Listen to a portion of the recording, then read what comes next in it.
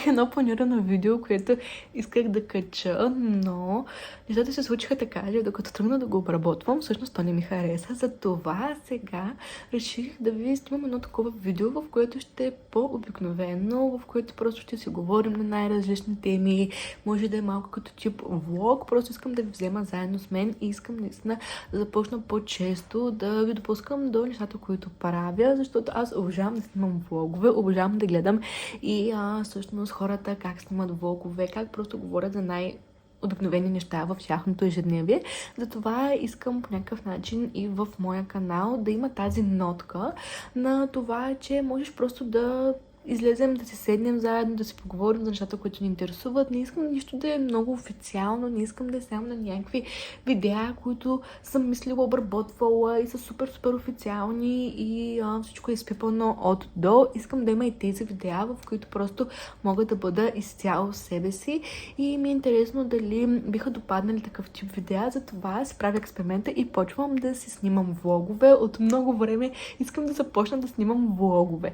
От много време искам да започна така просто да си снимам, да си говоря за нещата, които мен ми харесват, мен ме интересуват, но винаги се притеснявах за това дали хората ще го харесват, дали хората ще го гледат, дали като цяло някой го интересува, но мен ме интересува, на мен ми харесва и затова искам да го правя, защото според мен е най-важно това, което на мен ми харесва. Ако на мен истински ми харесва това, което правя, вярвам, че и на всеки един друг човек ще се хареса.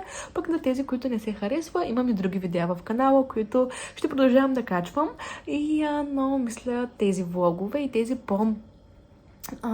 такива видеа, в които са по-естествени, да бъдат и те и да присъстват и те в канала ми и в нещата, които правя.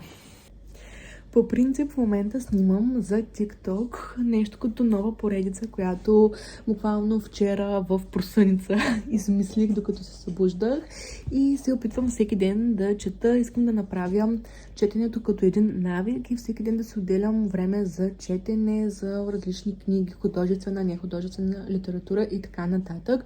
Също така искам да наблегна на много от нещата, които искам да постигна, които си бях сложила там в колажа на мечтите ми.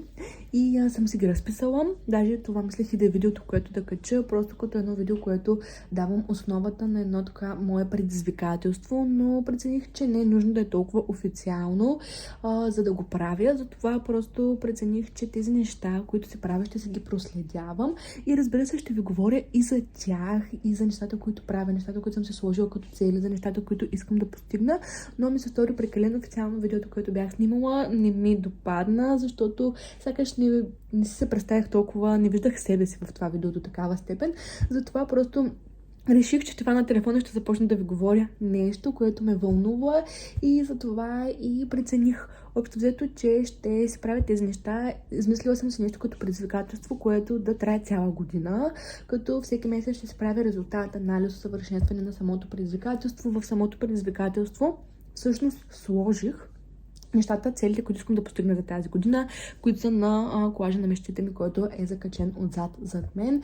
И си разписах всеки ден какви неща трябва да правя, за да мога да постигна всяка една от тези цели. Разделих си ги на дневни, седмични задачки, месечни и така нататък, като преди това, разбира се, целите ги разделих и на сфери в моя живот, здраве, тренировки, как да се храня, социални мрежи, Oriflame, бизнеса, с който се занимавам и всъщност личен живот също и лично време за мен. И наистина ще започна лека по лека да ги вкарвам тези навици в ежедневието ми. Определено искам да си ги създам като навици. Затова се опитвам в последната седмица, наблягам на отделни неща от тези, които съм се записала, но лека по лека вярвам, че ще започна всеки ден да правя всяка едно от тези неща. И съм си казала, че това 2026 година, не това, самата година ще е една много готина, успешна, вдъхновяваща, променяща година за мен. И затова реших всъщност и даже да бъда по-активна в YouTube, защото обожавам да снимам видеа.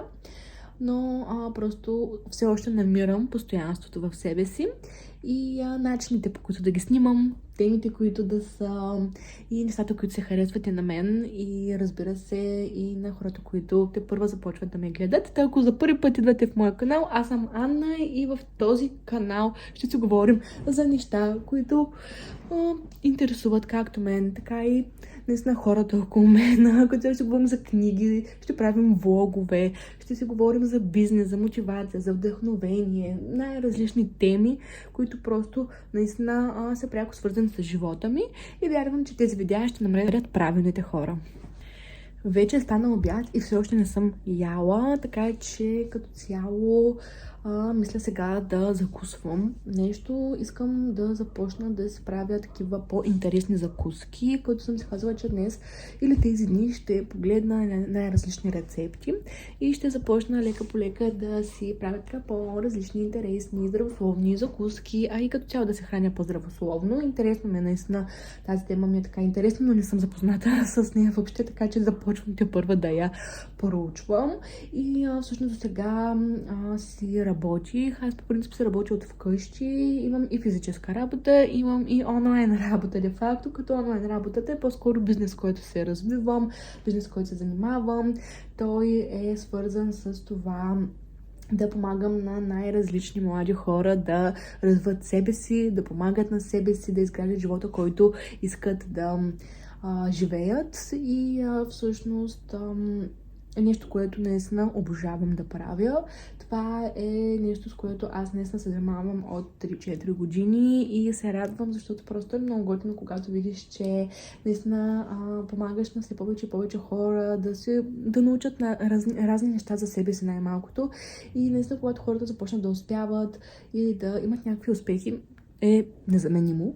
Та затова го правя. Аз съм човек, който обича наистина, когато прави нещо, да го прави с цялото си сърце. И доскоро учих счетоводство, като тази година, която предстои, ще презапиша, ще запиша нещо по-различно, защото счетоводството не е моето определено. И другата ми е физическа работа, де факто, която е на непълно работно време.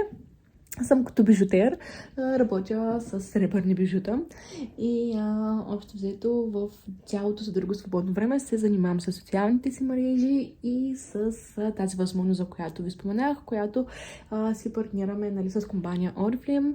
Най-често ще ме чувате как говоря за Oriflame, защото просто аз обожавам тази компания, ме помогна с толкова много неща, тази възможност ме помогна с толкова много неща и просто спрям да говоря по тази тема, защото мога да говоря наистина с дни, с седмици, месеци и така нататък, но идеята на това видео беше просто така наистина да седнем и да си поговорим, като имам няколко свободни часа преди всъщност да отида на работа, в които, нали, като цяло мисля да чета малко книги.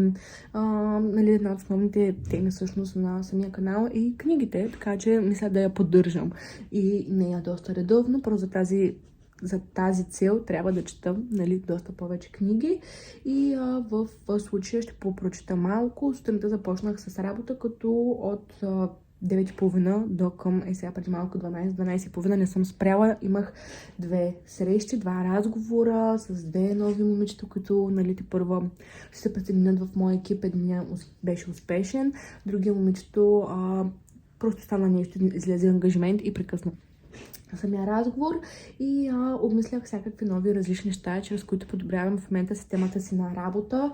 Обожавам, когато има такива реформи, защото е много интересно. Сега ни предстоят много безплатни почивки и просто нямам търпение. И да, това е. Сега ще направя нещо да хапна и ще попрочета малко книга. Хапнах и сега ще четам, като ако трябва да съм честна, в момента чета няколко книги. Може би 3.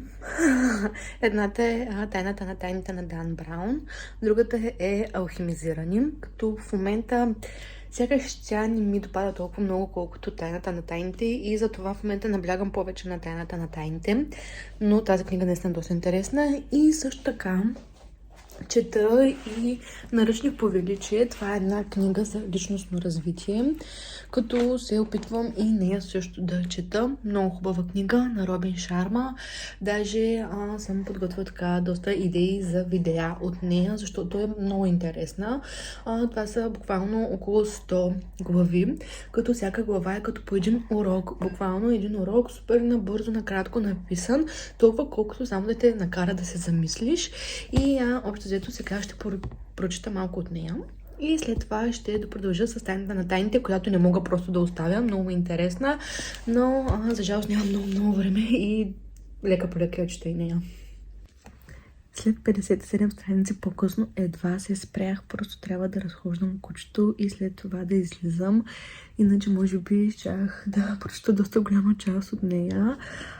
Едва се спрях. Тая книга наистина ми е доста интересна. Ако не сте я чели, ви я препоръчвам. Даже 100% ще направя ревю и ще кажа какво мисля за нея в някои от следващите видеа, така че просто не е за изпускане.